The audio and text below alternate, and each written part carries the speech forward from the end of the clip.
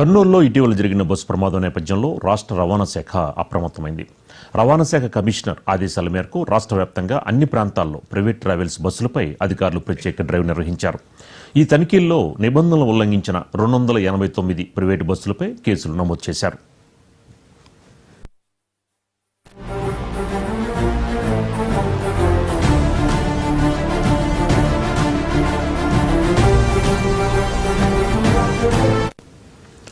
నిబంధనలకు విరుద్ధంగా తిరుగుతున్న 18 ప్రైవేట్ ట్రావెల్స్ బస్సుల్ని అధికారులు సీజ్ చేశారు.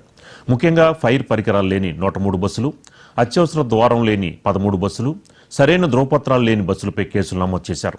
ఈ ఉల్లంఘనలకు గాను ప్రైవేటు ట్రావెల్స్పై అధికారులు మొత్తం 7,08,000 రూపాయల జరిమానా విధించారు.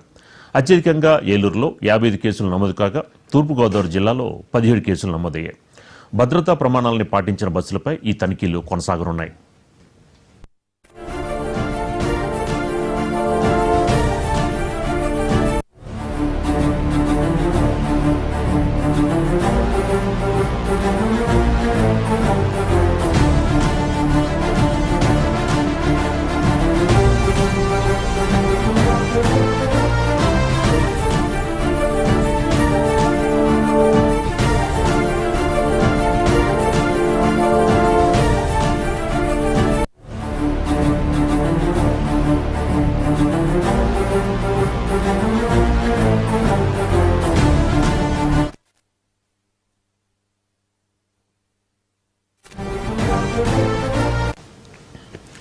కర్నూలులో ఇటీవల జరిగిన బస్సు ప్రమాదం నేపథ్యంలో రాష్ట్ర రవాణా శాఖ అప్రమత్తమైంది.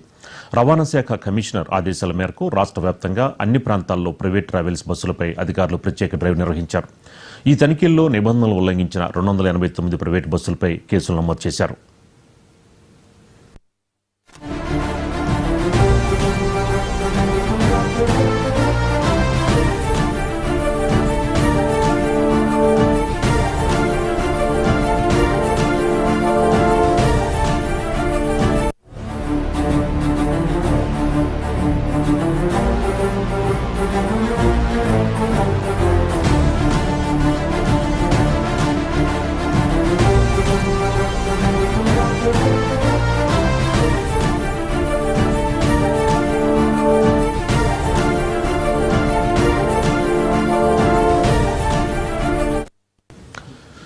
ఏపీ సురక్ష యాప్ ద్వారా కల్తీ